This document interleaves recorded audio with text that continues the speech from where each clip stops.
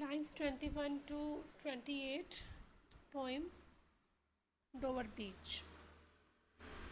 The sea of faith was once true at the full and round earth's shore, lay like the folds of a bright girdle furled, but now I only hear is melancholy long, withdrawing roar, retreating to the breath of the night wind down the vast edges, drear and naked shingles of the world. तो जैसा कि हम सब पहले पढ़ चुके हैं कि डोवर बीच पोइम ये जो चल रही है, इसके जो पोइट है मैथ्यू आर्नोल्ड, वो बहुत ही कह सकते हैं कि टेंशन में है या निराश है और सैड है ये देखकर कि कैसे धरती पर से धर्म की कमी हो रही है और लोग कैसे स्केप्टिकल यानी कि डाउटफुल हो रहे हैं धर्म को लेकर, रिलीजन को लेकर. तो let's see. Arnold compares the sea with religion. Arnold ने जहाँ पर वो खड़ा है डोवर बीच पर, वहाँ पर इंग्लिश चैनल है, सी जो है वो इंग्लिश चैनल है. आर्नोल्ड उस सी को कंपेयर करते हैं रिलीजन के साथ, दैट इज़ धर्म के साथ. There was a time when the sea of faith was full. Poet कहते हैं कि एक वो टाइम भी था जब सी ऑफ फेथ, जो ये विश्वास का समंदर है, वो फुल था. ओके यानी कि धरती पर हर जगह पर धर्म फैला हुआ था और हर एक इंसान धार्मिक था, रिलीजियस था. इट ले राउंड द अर्थ शोर like a bright girdle. Girdle क्या होता है? कमरबंद कह लो या बेल्ट कह लो जो हम कमर पर बांधते हैं. तो उस टाइम जो धर्म है वो धरती के चारों ओर एक चमकीली, एक ब्राइट कमरबंद की तरह धरती से लिपटा हुआ था. ओके यानी कि धरती पर सभी लोग धर्म में गहरा विश्वास रखते थे.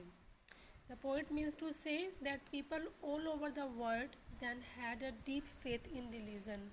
तो वही बात है कि पोइट का ये सब बोलने का मीनिंग क्या है कि बहुत टाइम पहले धरती पर सभी लोगों का धर्म में गहरा विश्वास था. But in the Victorian age the poet found that people had become sceptical. Meaning of sceptical, doubtful. लेकिन विक्टोरियन एज में, विक्टोरियन एज के ये टाइम पीरियड है, आई थिंक ये 19वीं जो सदी है, जो 19th सेंचुरी थी, उसके बाद का टाइम था जो. ओके तो उसको बोला गया है Victorian age. Okay 19th century के हाफ के बाद का टाइम उसको बोला गया है विक्टोरियन एज. तो पोइट कहते हैं कि विक्टोरियन एज आने पर जो लोग थे वो बहुत ज़्यादा स्केप्टिकल हो गए, डाउटफुल हो गए, धर्म को लेकर थोड़ा शक्की हो गए. Their faith in religion was receding. Meaning of receding, कम होना. उनका जो फेथ था धर्म में वो धीरे धीरे ग्रेजुअली कम होना शुरू हो गया. It was living the world barren and dry spiritually. तो इस वजह से जो दुनिया थी, धरती जो थी, संसार कह लो, वो अंदर से बंजर हो रहा था. बैरन मीन्स बंजर हो रहा था और रूहानियत जो है यानी कि जो आध्यात्मिकता है वो सूखती जा रही थी, ख़त्म होती जा रही थी. People were getting more and more materialistic. दुनिया में लोग बहुत ज़्यादा मटीरियलिस्टिक हो रहे थे. मीनिंग ऑफ मटीरियलिस्टिक, संसारिक हो रहे थे, यानी कि भौतिकवादी कह सकते हैं. वैसे हो रहे थे कि बस पैसा कमाना, पैसा जोड़ना, परिवार, रिश्ते नाते, मोह माया, इन सब में लोग उलझे पड़े थे और भगवान को भूल रहे थे. That is called materialistic. The poet compares this situation with a seashore left with naked shingles after the waves have receded.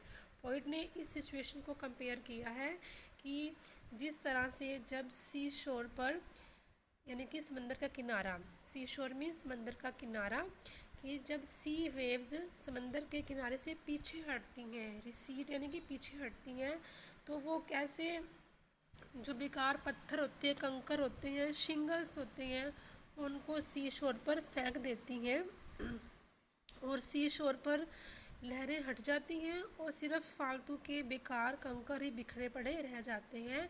Similarly after the sea of faith has receded, ugly pebbles of materialism and scepticism are left in the lap of mankind. उसी तरह से जब धर्म के सागर की लहरें पीछे हटती हैं, मीन्स जब धर्म की दुनिया में कमी होती है तो दुनिया में इंसानियत की गोद में, यानी कि इंसानियत के पास सिर्फ गंदे बेकार फालतू पत्थर ही रह जाएंगे।